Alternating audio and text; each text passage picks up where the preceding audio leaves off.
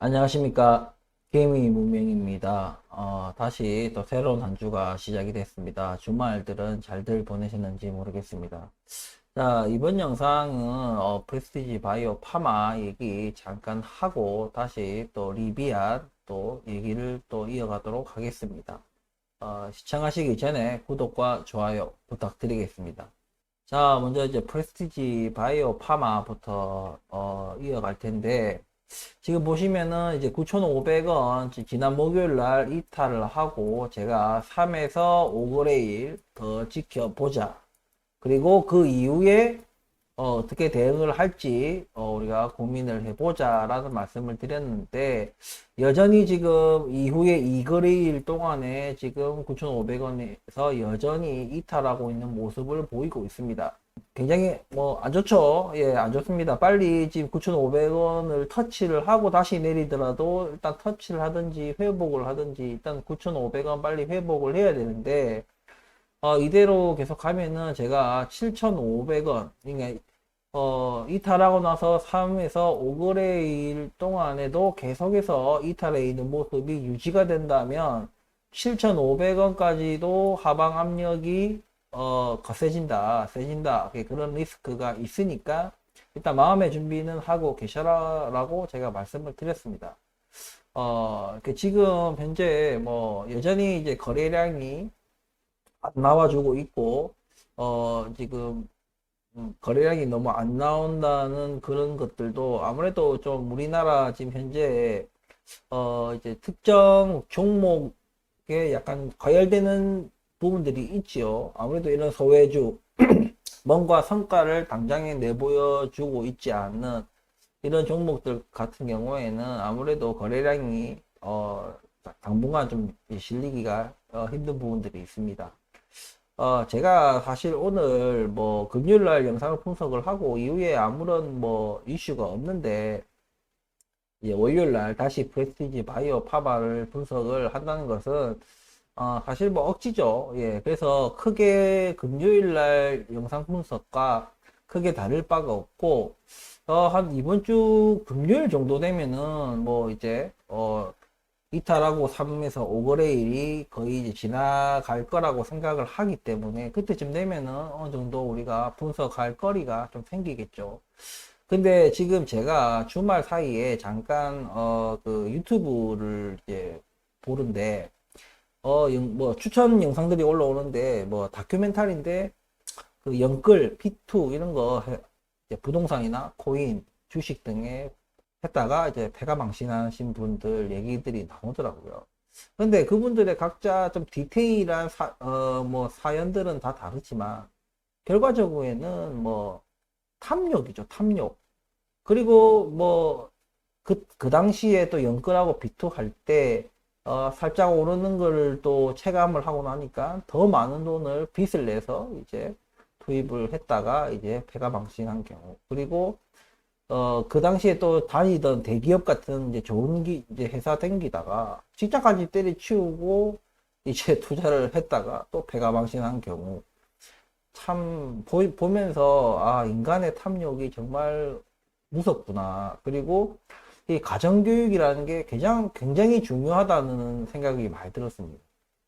대부분이 이제 청년들이었어요, 청년들이었는데 참 겁도 없고, 어찌 보면 겁도 없고 무모하고, 딱히 특별한 어떤 분석 능력을 가지고 하는 것이 아니라 그냥 감으로 분위기에 휩쓸려서 그 당시에 그 당시에는 좀 그런 분위기가 있었긴 했죠. 아무튼 그런 어떤 기준 없이 이제 마구 이제 그 탐욕에 이끌려서 이제 투자를 했다가 직장도 잃고 돈도 잃고 또 빚더미 않는, 예, 그래서 지금 거의 뭐 하류 인생을 거의 살고 있더라고요. 참 안타깝습니다. 예, 제가 유튜브를 제가 시작한 것도 그런 것들 때문에 그 당시에 아무 종목이나 사도 오르던 시절에 이제 막 마치 그 당시 주식 유튜버들이 다 뭐 대단해서 뭔가 맞춘 것처럼 그렇게 뭔가 비화되면서 아, 이거 아닌데, 자꾸 그 모든 종목을 무조건 물고 빨고 하는 그런 사람, 그런 유튜버들 보면서 제가 유튜브를 시작하게 됐는데, 아직까지는 저도 뭐 많은 종목을 다루지 않다 보니까 구독자 수가 뭐 작죠. 그래서 영향력이 없습니다. 예, 다 알고 있고요. 근데 우리 구독하고 계신 우리 구독자 분들만이라도 제발이지 투자를 하세요. 제발 투기나 도박을 하지 마시고 제발 투자를 하시기. 뭐가 다르냐는 뭐 제가 간간히 제가 그에 대한 얘기도 하긴 하지만 우리가 도박은 진짜 이성을 잃는 거예요. 이성을 잃고 하는 순간 이미 그건 도박이에요. 자기 딴에는 분석을 해도 이미 답은 정해져 있는 거예요. 머릿속에 답은 정해져 있고 그 정해진 답을 합리화시켜 줄 만한 이유를 이불로 찾아다니는 거예요. 그래서 그 이유를 찾으면은 그렇지 내가 이렇게 하는 게 맞지 이런 식으로 자기 합리화를 시키면서 그냥 이제 도박을 하는 거죠. 지금 제가 그 당시에도 이제 유튜브를 할 때 제가 그랬어요.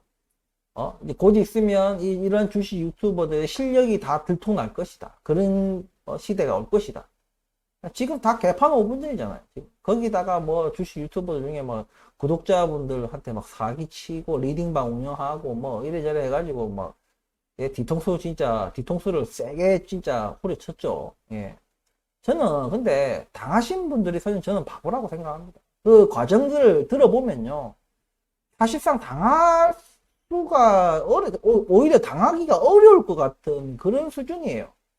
진짜 사기꾼들은 진짜 당할 수밖에 없을 정도로 완벽하게 하는 게 사기꾼들이거든요.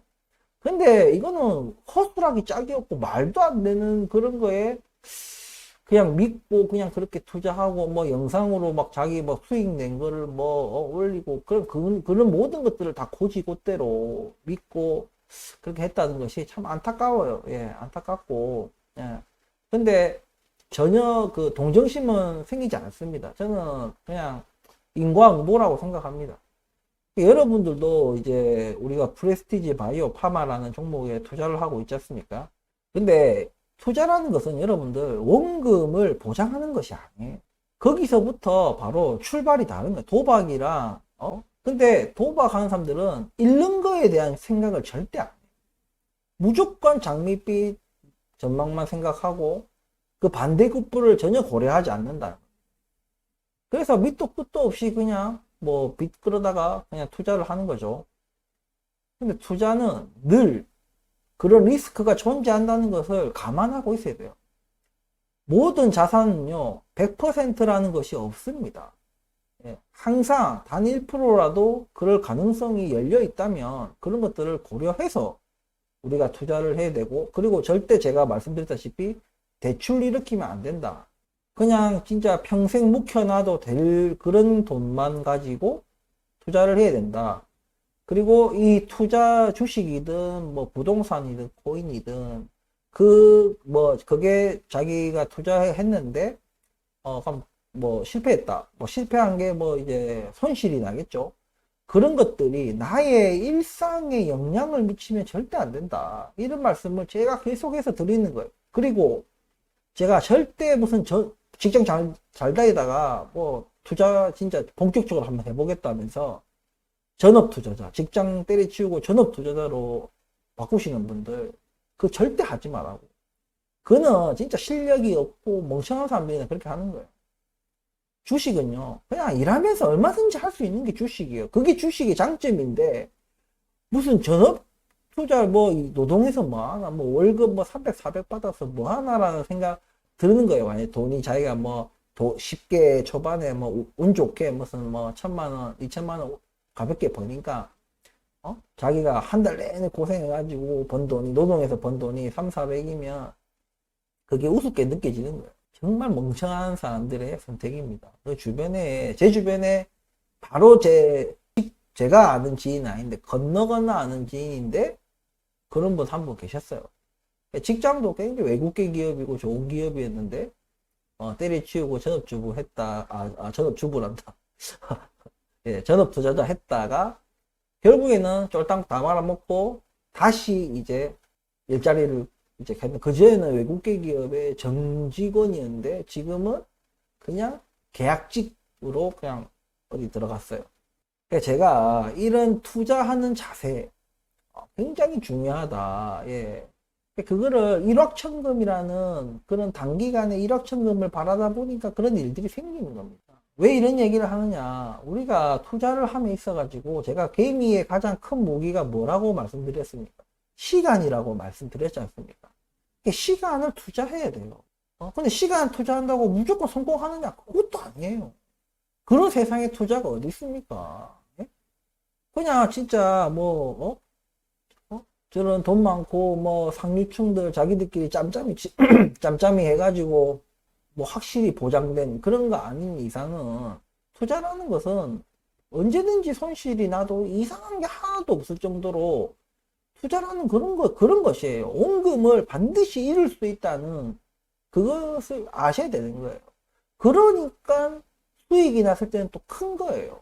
원금 손실에 대한 리스크를 고려하지 않는다는 것은 투자를 하는 데 있어 가지고 굉장히 안 좋은 자세다. 내가 늘 옳다 맞다 이렇게 생각하시면 안 되는 겁니다. 언제든지 내가 틀릴 수도 있기 때문에 그런 리스크를 항상 고려해야 된다. 이런 말씀을 꼭 드리고 싶어요. 그리고 말이 나왔으니까 하는 말이지만 지금 뭐 우리 프레스티지 바이오 파마는 빌빌거리고 있는데 이제 전기차 배터리 제가 깠죠. 예, 제가 깠죠. 제가 까던 시절이 이게 고점이에요, 고점. 예, 고점이고 뭐 제가 전기차 배터리 종목만 깐 게 아니라 테슬라도 깠습니다. 테슬라도 깠어. 근데 제가 뭐라고 했습니까? 테슬라도 좋은 기업이고 전기차 배터리 그 회사들 자체도 그 분야 자체는 좋은 어떤 분야다. 하지만 주가 밸류에이션이 현재 가치보다 그리고 가까운 미래를 다 반영한다 하고 고려한다 하더라도 너무나도 고평가된 그런 주가다. 이런 말씀을 드렸어요.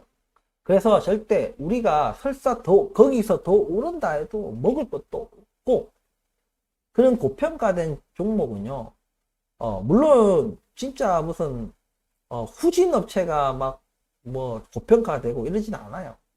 예, 제가 말씀드렸다시피 회사 자체는 괜찮다. 하지만 주가가 문제다. 그런 말씀 계속 드렸어요. 지금 전기차 배터리 업체 지금 다시 이제 조정을 받고 다시 상승하는 모습을 보고 이제 저한테 전기차 배터리도 깠지 않느냐? 어찌 된 거냐? 뭐 어찌 되겠냐고. 올랐는데 뭐 어찌라고요, 제보고. 그러면 그렇게 마음에 들고 그게 부럽고 하면 사세요. 지금 에코프로가 지금 100만 원인데 100만 원이 싸다. 아직도 뭐 한 500만 원 갈 것 같다. 그러면은 뭐 500만 원 갈 건데 100만 원이면 싸네. 라고 그냥 사시면 되는 거예요. 본인이 판단하시는 거지. 뭐 제가 뭐 죽으라면 죽고 뭐 살라면 뭐 그렇게 하는 거 아니잖아요. 제가 말씀드렸잖아요. 이렇게 생각하는 사람들도 있구나. 그러고 자기 분석에 그냥 참고하고 최종 판단하시라고. 그래서 그렇게 뭐 돈을 버셨으면은 뭐 저한테 돈 떼주실 거예요? 아니잖아요. 잘 되면은 그냥 자기 탓, 자기가 잘한 거고. 못한 거는 비슷한 얘기한 사람 막 그냥 비난하고. 제가 말씀드렸다시피 투자는 늘 확률의 게임이에요. 우리가 무게중심을 어디다가 상승에 두느냐 하락에 두느냐 그거를 근데 매 시간마다 매일매일 오늘은 오른다 내일은 내린다 오늘 이렇게 하지 않는단 말이에요. 그걸 안다는 사람은 그냥 사기꾼이에요. 그 사람들이 틀리면 어떻게 합니까? 틀리면은 인정해요? 안 합니다. 인정 안 해요. 그냥 오를 때까지 주구장창 오른다 그래요. 확률 절대적인 100% 그렇게 해서 무조건 상승합니다. 그러면은 몰빵해야지. 100%인데 본인이 전기차가 그렇게 지금 주가가 그렇게 싸진 않지만 그렇다고 비싸게 느껴지지도 않는다라고 생각이 들면 몰빵하세요. 본인이 행동으로 보여주라 이거죠. 주식은 제가 늘 뭐라 했습니까? 일확천금을 원하면 안 된다. 투자를 해라. 높은 어떤 수익률. 동부하이텍이 제가 투자하고 셀트리온 투자하고 예? 뭐 카카오도 투자하고 그 오랜 시간 동안 투자해가지고 뭐 5배든 7배든 먹었다 치면 예? 제가 그만큼 시간을 투자했고 근데 그것을 두고 결과적으로 그냥 7배 8배 먹었다 해가지고 야 니 일확천금을 얻었네 라고 얘기하시면 안 된다는 얘기예요. 제가 셀트리온의 공매도 막 엄청난 공매도에 진짜 몸살을 앓고 막 서정진 회장도 막 죽겠다 안 해. 막 다 팔고 떠날란다 막 이렇게 할 정도로 셀트리온이 3만 원이던 시절이 있었다는 얘기예요. 그전에는 더 쌌겠지만 그전에는 모르겠고 제가 몸담았을 때는 그게 3만 원이었다. 지금 얼마예요? 지금 10몇만 원 하잖아요. 최고가는 30몇만 원까지 했잖아요. 그래서 제가 30몇만 원에 팔았다고 말씀드렸지 않습니까? 근데 그건 일확천금이 아니에요, 절대로. 그만한 제가 시간을 투자하고 분석을 하고 인내하고 그리고 별다른 그런 이슈 없이는 중간중간에 조정을 받더라도 회사를 믿고 가는 거예요. 동부하이텍도 마찬가지예요. 동부하이텍도 제가 흑자전 제가 투자하고 한 얼마 있다 몇 개월 6개월인가 1년인가 있다가 14년 만에 흑자 전환을 했어요. 그 전까지는 주가가 얼마나 안 좋았겠습니까? 제가 말씀드렸다시피 동부하이텍 처음 들어갈 때 얼마였냐면 제가 8,000원대인가 9,000원대 들어갔다고요. 근데 그게 3,000원대까지 떨어졌단 말입니다. 제가 물타기 했죠, 계속. 그때는 분석이고 하고 재무제표가 다 엉망진창이니까 할 것도 없어. 그때는 매각이 되니 많이 할 정도로 안 좋았어요, 그때. 근데 김준규 회장이 자기 계속 사재를 털어가지고 어떻게든 그 회사를 살린 거예요. 어찌됐든 그때 이래저래 해서 다 모든 그 매각 같은 것도 다 불발이 되고 마땅한 매수자도 없고 있다 하더라도 너무 헐값에 살려고 하고 하다 보니까 다 불발이 났는데 흑자 전환 딱 한 거예요. 그때부터 시스템 반도체 자동차 전장화 이런 것들 그리고 IT 웨어러블 기기들 있잖아요. 와치 애플 와치 갤럭시 와치 이런 거 막 나오고 이러면서 이제 이 시스템 반도체가 굉장히 각광받기 시작한 거죠. 저는 그런 미래를 올 것이다라고 믿었고 그러고 나서도 무슨 얄궂게 1, 2년 있다가 제가 그런 수익을 낸 게 아니다. 최고점이 거의 9만 원 가까이니까 8만 몇천 원까지 갔어요. 예? 8천 원, 3천 원 하는 것이. 근데 그게 일확천금이 아니다. 단기간에 그런 수익을 얻어낸 게 아니란 얘기예요. 그리고 아무런 고통 없이 내가 샀을 때부터 그냥 계속 올랐던 게 아니란 얘기입니다. 카카오도 마찬가지고요. 카카오도 합병할 때나 다음이랑 합병할 때나 반짝 올랐다가 엄청난 조정을 받았어요. 제가 그 엄청난 조정을 받았을 때 12만 원까지인가? 지금은 액면 분할하고 해가지고 지금 주가 그때 12만 원과 지금은 다르지만 어쨌든 그 당시에 12만 원까지 다음 합병하고 그래 하면서 올랐는데 그게 10만 원까지가 떨어졌었어요. 그때 들어간 겁니다. 제가 알기로는 그 당시 제가 7만 얼마에 들어갔다는 말이 지금으로 치면은 지금 만약에 카카오가 지금 5만 원이다 하면은 지금 주가 밸류에이션으로 치면은 거의 7천 원? 6천 원? 그럴 거예요, 아마. 지금 제가 알기로는 액면 그때 할 때 6배를 아마 더 증자했던 것 같은데 4배였나? 하여튼 정확히 기억이 안 나는데 어쨌든 그런 시절이 모두가 있었다는 얘기예요. 그냥 어느 날 갑자기 하루 정말 단기간 만에 폭등한 게 아니란 얘기입니다. 그래서 제가 이 프레스티지 바이오 파마 그렇다고 이제 프레스티지 바이오 파마가 무조건 또 그들처럼 막 5년 뒤에 6년 뒤에 무조건 이래 될 거다라는 얘기가 아니에요. 지나고 봐야 알겠죠. 특히 제가 바이오는 뭐다? 아니면 도예요. 아니면 도. 극단적이고 미리 뭔가 우리가 알 수 있을 방법이 없어. EMA 발표를 우리가 어떻게 미리 알아요? 프레스티지 바이오 파마 관계자들도 모르는데 대충 그냥 미팅할 때 분위기만 정도만 알지 결과를 어떻게 알아? 그들조차도 몰빵하지 않는다는 얘기입니다. 여러분들, 그러니까 우리가 지금 아직까지는 제가 말씀드렸다시피 얘네들이 무슨 횡령을 했고 배임을 했거나 뭔가 허위 공시를 했거나 예? 뒤에서 장난치 치거나 이런 게 아직 드러난 게 없잖아요. 그냥 믿고 가는 거예요. 내가 말씀드렸다시피 김진우 대표가 옛날에 상장폐지 이력이 있다가 그럼 팔고 나가면 되잖아. 뭐가 문제예요? 왜 투자하셨어요, 여기에? 이 회사를 상장하기 이전부터 김진우 대표의 상장 폐지 이력은 옛날부터 있었는데 왜 여기에 투자를 했냐는 거예요. 그게 문제가 되면은 아무도 사는데 강요한 적 없고, 팔고 떠나는데 아무도 붙잡는 사람 아무도 없어요. 우리 투자하고 있는 우리들조차도 안 붙잡아요. 그냥 가면 팔고 나가면 돼. 그리고 전기차 배터리 사. 양자 컴퓨터 사. AI 사. 그냥 사면 돼. 뭐가 문제야 도대체. 지금 주가가 싸다고 생각하면 사면 되는 거예요. 본인 판단에. 누가 뭐라 하든지 말든지 소신 있게 가면 되는 거예요. 대신에 결과 책임은 본인한테 있는 겁니다. 지금 제가 리비안 그렇게 제가 프레스티지 바이오 파마랑 리비안이랑 그렇게 밀었는데, 예? 리비안 지금 주가 오르고 누가 나한테 돈 한 푼 줬습니까? 올랐다고 나한테 이익의 몇 프로를 나한테 떼줘요? 솔직한 얘기로 뭐 고맙다고 인사하는 분도 몇 분 안 계세요 사실. 예? 돈 땄을 때는 그냥 자기들이 잘난 거야. 주가 떨어지면은 남 탓을 하는 거죠. 투자는 그렇게 하시면 안 된다. 투자는 남 말 듣고 하는 게 아니에요. 그냥 참고만 하는 거예요. 참고만 하고 내가 내 소신을 가지고 투자를 하고 언제든지 원금을 손실할 수 있다는 그런 리스크가 있으니까 당연히 수익이 났을 때는 크게 수익을 보는 것이 또 투자다. 절대 무지성 도박과 투기를 해서는 안 된다. 이런 말씀을 정말 드리고 싶은 거예요. 그리고 오늘 죽을 쓴다고 내일도 죽 쓰고 다음 달도 죽 쓰고 내년도 죽 쓰고 5년 뒤에도 죽 쓰라는 게 아니에요. 주식은. 그런 말씀을 꼭 드리고 싶은 거예요. 제가.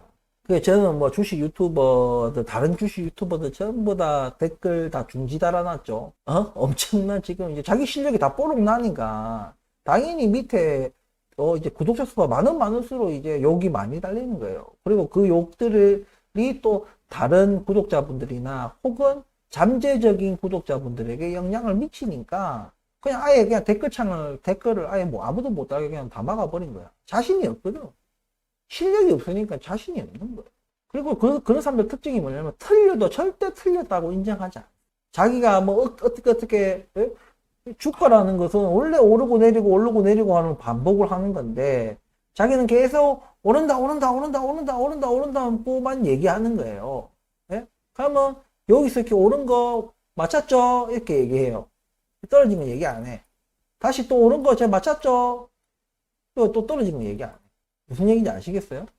이 사람들은 떨어져도 오른다, 올라도 오른다, 계속 하는 거예요. 그러니까 우리가 투자를 해야지 투기나 도박을 해서는 안 된다. 꼭 이런 말씀을 꼭 드리고 싶어요. 그리고 절대 대출이나 빚내 가지고 투자를 하시면 더더구나 안 되고요. 그때는 자기가 무슨 사업에 투자를 하든 뭘 하든 빚내 갖고 많이 투자를 했잖아요. 그러면은 자기의 원래 가지고 있는 종잣돈보다 훨씬 큰 돈을 투자를 하는 거잖아. 자기가 이자를 부담하고. 잭팟이 터지면은 엄청난 수익이 될 것이고, 그죠? 근데 망하면 어떻게 돼요? 진짜 패가망신하는 거겠죠. 자기들가 그런 리스크를 안고 하는 거예요. 패가망신할 그걸 각오를 하고 해야 되는 거예요. 근데 같이 사업하는 사람이 사기쳤니 많이 너가 이렇게 하기로 안 했니 많이 무슨 일이든지 진짜 100% 아니면 정부마저도 국가마저도 이래 말했다가 나중에 말 바꾸고 하는데 하물며 그런 개인 사업자들이나 이런 일반 법인이나 이런 사람들이 말 바꾸는 건 우습지요. 그러니까 우리가 늘 투자를 할 때 다만 투자를 할 때 100%라는 것을 생각하고 가면 안 되는 것이다. 다만 어느 쪽에다 무게를 우리가 중심을 옮기느냐, 무게 중심을 어디다 두느냐가 중요한 것이고 반드시 그 무게 중심을 내가 상승 쪽에 뒀다 하더라도 하락 쪽에 대한 어떤 리스크가 열려 있다. 그게 활짝 열려 있나 조금 열려 있냐의 차이지 항상 열려 있다는 그런 걸 염두에 두고 해야 되는 것이고 제가 그런 리스크를 좀 분산할 수 있는 방법이 뭐다? 분할 매수다. 그리고 장기 투자하는 것이다 라고 제가 말씀을 드리는 거예요. 이런 부분들을 조금 고려해 하시면서 좀 투자를 하셨으면 좋겠다는 말씀을 계속 드리고 싶습니다. 어쨌든 프레스티지 바이오 파마 투자자분들 좀 제가 댓글이나 이런 거 보면 솔직히 좀 무지성으로 그냥 감으로 분위기로 그냥 얼떨결에 그냥 한마디로 그냥 무지성으로 조금 프레스티지 바이오 파마를 좀 매수하신 분들이 많으신 것 같아요. 투자한 이유가 무엇이다라고 하면은 그 자기가 투자한 무엇이 없어졌으면 팔고 나가야 되는데 안 팔고 계속 그냥 왜 손실 확정 보기 싫으니까. 그리고 내가 팔고 나서 또 물으면 어떡하지라는 또 두려움 때문에. 제가 말씀드렸다시피 저는 허셉틴 바이오시밀러 이번에 이거 저는 200% 된다고 보고 있는데 이게 안 됐다 만약에 주가가 오르고 내리는 건 상관없어. 승인됐는데 주가 떨어져도 상관없어요. 이게 승인이 됐다 안 됐다가 저한테 굉장히 중요하다 이거죠. 근데 안 됐다. 그럼 팔고 나가는 거예요. 팔고 나갈 때 제가 그냥 팔고 나가겠습니까? 아무런 손실 없이 나가겠어요? 당연히 손실 보고 나가는 거예요. 그건 제가 잘못 투자했고 잘못 분석했다는 그 반대급부로 제 돈이 손실을 입는 겁니다. 그런 것들을 이해하셔야 되는 거예요. 제가 여러분들은 허셉틴 바이오시밀러가 되면은 뭐 매출이 어쩌고 저쩌고 뭐 몇 조 시장이고 뭐 어쩌고 저쩌고 필요 없어요. 그런 거. 제가 말씀드렸다시피 허셉틴 바이오시밀러 대도 본전이에요. 대도 본전. 그러면 이것은 그냥 상징적인 의미. 프레시지 바이오 파마가 이제 스타트업이라는 바이오 스타트업이라는 것을 뛰어넘어서 이제는 바이오시밀러 일종을 보유한 제약사로서의 어떤 발돋움하기 위한 그 발판을 마련한, 그리고 그들의 역량과 어떤 연구 능력과 실행 능력 여러 가지 이런 것들을 입증해주는 그런 상징적인 의미, 그 정도만 딱 생각하시면 된다라고 제가 말씀드렸습니다. 뭐 허셉틴 바이오시밀러 이거 돼가지고 이게 몇 조 시장이고 뭐 어쩌고 저쩌고, 그거는 나중에 얘네들이 마케팅을 어떻게 하느냐, 뭐 영업 전략을 어떻게 펼치냐, 가격을 얼마나 매기냐에 따라서 달라지는 거고, 우선적으로는 그런 것들이 중요하다. 우리나라는 미국처럼 막 그렇게 막 넘버에 막 그렇게 관심을 크게 두지 않습니다. 예? 그거는 그냥 이미 일어날 일에다가 갖다 붙이는 명분밖에 안 되는 것이고, 예?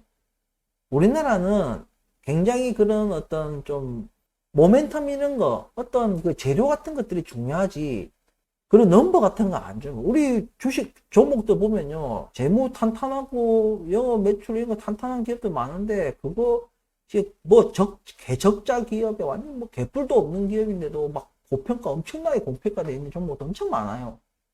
미국에는 그런 종목이 없습니다.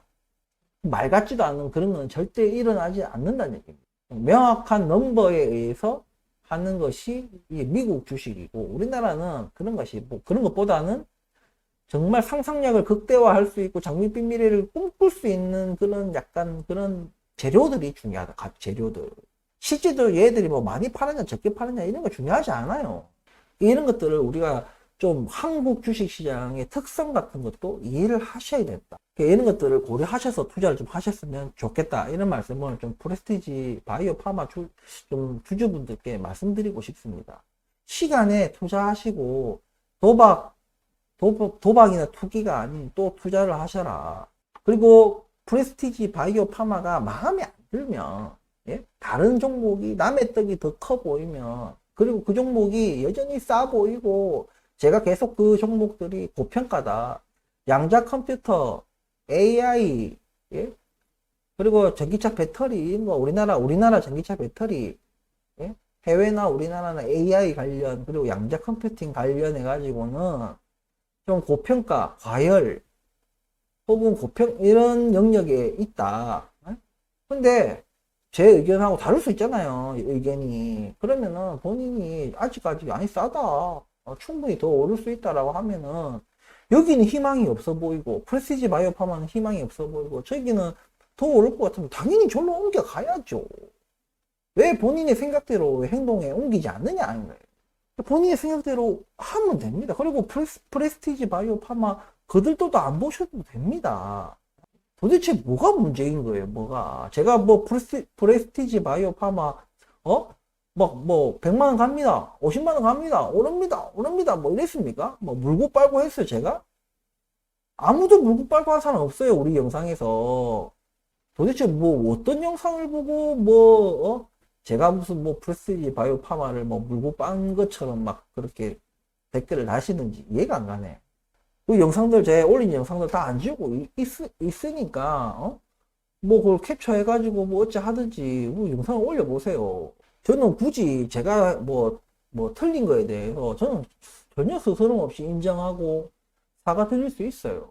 아무튼 간에 프레스티지 바이오 파마 연말, 아무리 보수적으로 보고 빨리 봐도 연말은 돼야 뭔가가 커세틴 바이오 시밀러에 대한 이슈가 조금씩 불거져 나오지 않을까 하는 게 제 생각이기 때문에 그때까지는 조금 인고의 시간을 가질 것이다. 다만 지금 이제 말씀드렸다시피 9,500원 이탈하고 나서 여기를 완전히 이탈해서 여기까지도 7,500원 다음 지지선까지도 위협할 정도로 주가가 안 좋아질 것인지, 이게 지금 단기적인 우리의 숙제겠죠. 예. 그렇기 때문에 이런 리스크에 대해서 항상 마음의 준비는 하고 계셨으면 좋겠다. 그래 충격이 덜하니까. 그죠?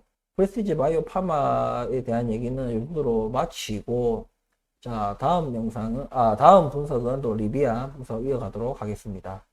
자, 리비안 차트입니다. 이거 일단 지우고. 자, 금요일 장 마지막 장에도 15%에 가까운 또 슈팅. 원래 최고는 17점 몇 프로까지 올랐어요. 그래서 27점 몇 달러까지인가 25점 몇 달러까지인가 하여튼 뭐 올랐습니다. 그래갖고 지금도 차트를 보시면 이렇게 윗꼬리 딱 달고 여기 5점 몇 달러 되는 여기 저항선인데, 저는 제가 앞서 말씀드렸다시피 이 저항선은 그렇게 강한 저항선이 아니다라고 말씀을 드렸어요. 근데 아주 급격하게 너무 올라오다 보니까, 예?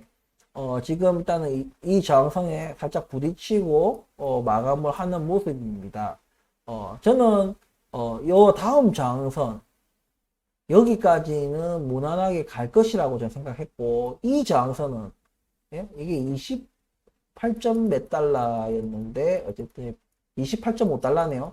28.5달러 이 저항선까지는 저는 무난하게 갈 것이다. 그리고 이 선이 조금 이 아래의 저항선보다는 좀 단단한 선이다. 예.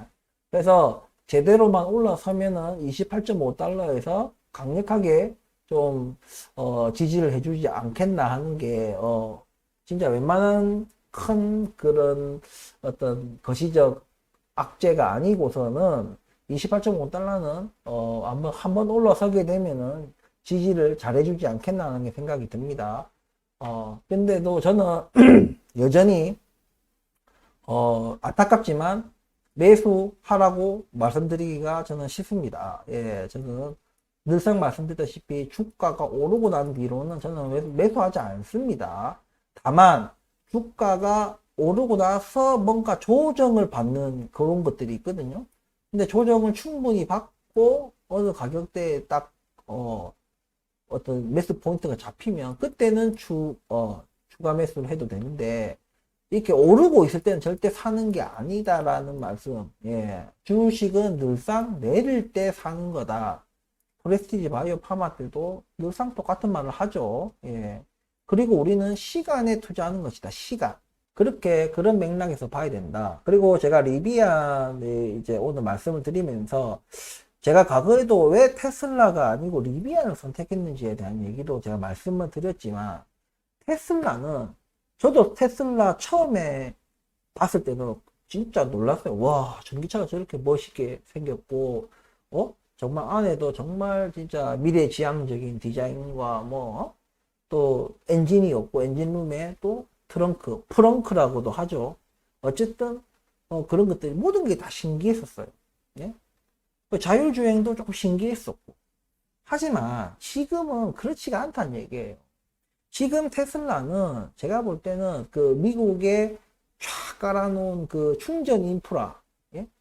충전 인프라와 그 급속 충전 인프라, 그거는 다른 어떤 전기차 업체나 내연기관 완성체 업체들, 그런 업체들에 비해서 현저하게 좀 앞서가고 있는 거죠. 예. 엄청나게 깔아놨죠. 근데 그런 것은 기술력을 뛰어넘어서 먼저 자기들이 깔기 시작했기 때문에 근데 얼마든지 솔직히 엄청난 자금을 들이면은 그냥 까는 거는 문제가 없다. 예, 문제가 없다. 그죠? 근데 지금 테슬라가 우리가 차를 선택할 때 여러분들은 모르겠어요. 저는 자율주행 같은 거는 전혀 고려 대상이 아니에요. 자동차를 선택하는 기준에서. 여러분들 자율주행 테슬라 타시는 분들 눈 감고 탑니까? 아, 고속도로에서만 된다. 고속도로에서 된다 치면 고속도로에서 눈 감고 타냐, 그냥 의자 뒤로 제끼고 그냥 누워서 자냐 이겁니다. 그거 하지 않는 이상은 자율주행이라 하면 안 돼요. 어쨌든 운전자가 경각심을 가지고 눈 뜨고 있어야 되고 딴짓하면 안 되고, 예? 잠깐 딴짓하는 거는 자율주행 아니어도 잠깐 딴짓해요. 그래서 그거는 큰 어떤 판단, 그 구매를 판단하는 기준이 안 된다. 그리고 지금은 테슬라는 지금 쫓기고 있어요. 테슬라가 전기차 업계에서는 공룡 같은 존재고 사자 같은 이 정글의 왕, 이 사자 같은 존재지만 하이에나 5천만 마리가 달려드는데 뭐 사자가 아무리 지가 그렇다 해도 용가리 통 뺍니까? 예? 5천만 마리인데 5천만 마리가 막 쫓아오니까 사자도 도망가기 바쁜 거야. 테슬라에게는 정말 그 테슬라를 처음 봤을 때의 그 어떤 혁신, 감히 이것을 금방 쫓아오기는 쉽지 않은 애플이 그런 존재죠. 그죠?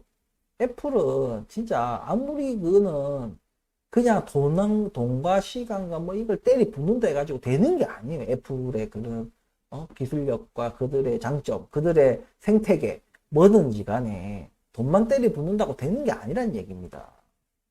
테슬라도 그런 게 필요해요. 이제는 테슬라가 처음 나왔을 때 디자인적인 부분은 진짜 놀라웠어요. 뭐 포르쉐 같이 너무 멋지고 그랬어요. 근데 지금은요, 솔직히 식상하고 좀 올드한 느낌이에요. 저는 올드하고 너무 단조롭고 뭐 결함도 지금 이제 뭐 많죠. 테슬라 지금 결함 때문에 지금 골치 아픕니다. 예? 그러니까 그런 품질적인 측면, 예? 여전히 자율주행적인 그 소프트웨어적인 것에서는 테슬라가 앞서고 있는 건 맞는데 그게 완전히 정말 자율주행이 되고 진짜 사람이 아에서 업무를 보고 잠을 자도 되고 그 정도가 되기 전까지는요, 그렇게 되려면 또 사람들의 그 자율주행 프로그램에 대한 신뢰도를 또 얻어야 되겠죠.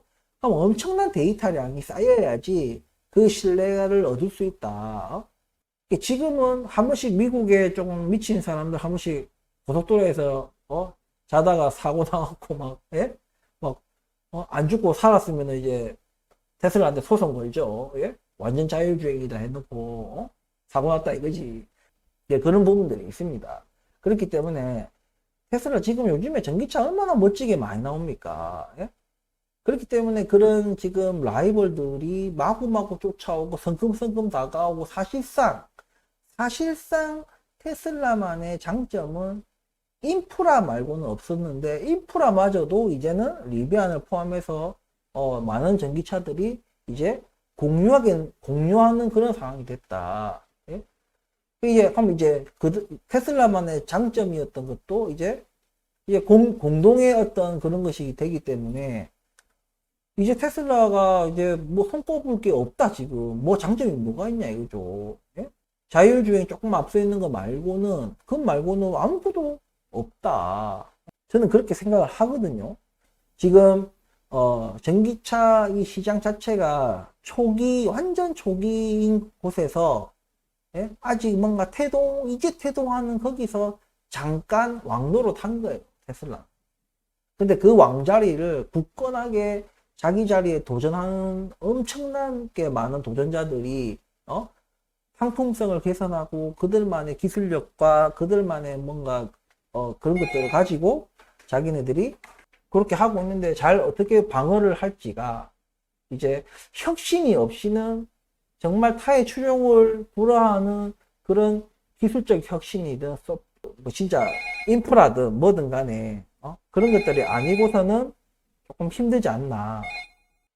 예, 이제 계속 제가 지금 중간에 좀 급한 전화가 와가지고 받는다고 좀 중간에 조금 정지했다가 시작했고 어쨌든 그렇게 테슬라는 지금 그런 많은 도전을 받고 있고 점유율 지키기에도 급급한 상황이에요 지금.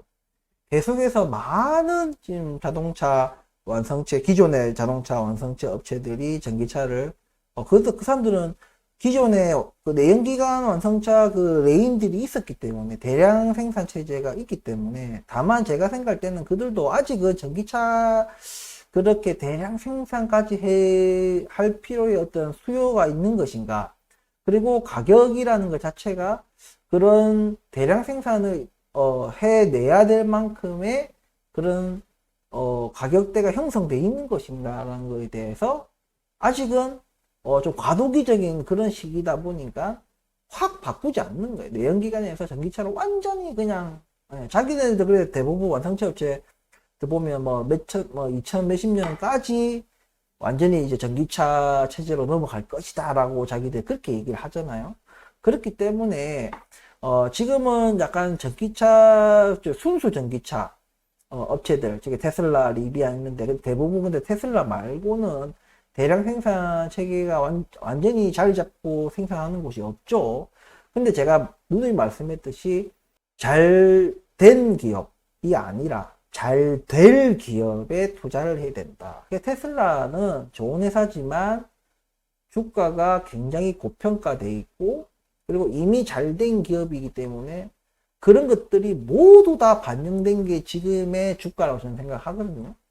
예, 그렇기 때문에 투자라는 것은 우리가 그게 맹목적으로 할 것이 아니라 나에게 어떤 수익을 가져다 줄 것인지 그런 것에 대한 고민에서 출발해서 우리가 당연히 저평가된 그런 종목을 발굴하고 그리고 그런 그냥 단순히 저평가됐다는 게 중요한 것이 아니라 또 앞으로도 얼마나 이 회사가 발전할 가능성이 있는지 그런 잠재력을 보고 우리가 투자를 하는 거지 않습니까?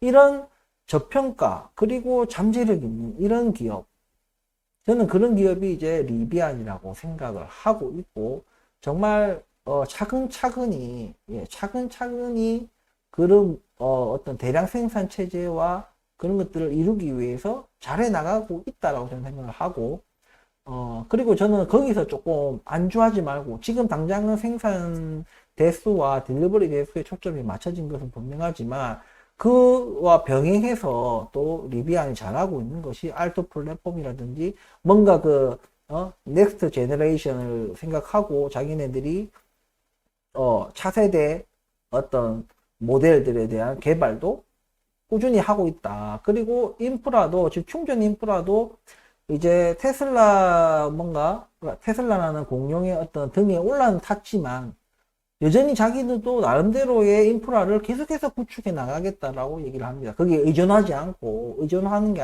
아니라 자기네들도 리비안도 테슬라보다는 부족하지만 그래도 굉장히 많은 충전 인프라를 깔고 있죠. 근데 그것도 계속해서 지속해 나가겠다는 그런 것들도 저는 지금 당장 현금의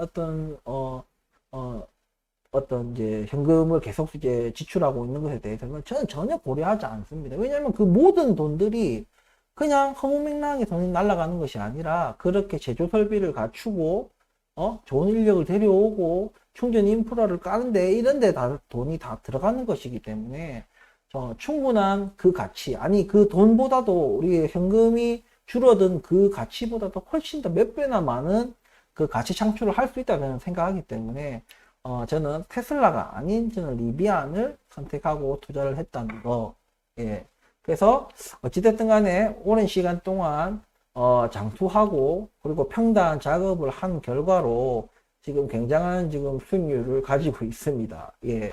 그리고 제가 우리 우리 자식들한테도 제가 다 증명한 종목이기 때문에 우리 자식들 계좌도 지금 플러스로 돌아섰겠죠. 예. 그렇기 때문에 이 리비안이 저는 주가가 얼마나 갈지가 궁금하기보다 리비안이 얼마나 성장할지가 저는 정말 궁금한 거예요. 그런 측면에서 좀 회사와 주주들이 같이 커갈 수 있는 그런 좋은 회사로 계속해서 거듭나는 그런 리비안이 되길 그런 거 바라면서 또 그렇게 꼭 돼야 되고 주가도 그에 상응하게 뭐 과할 필요도 없어요.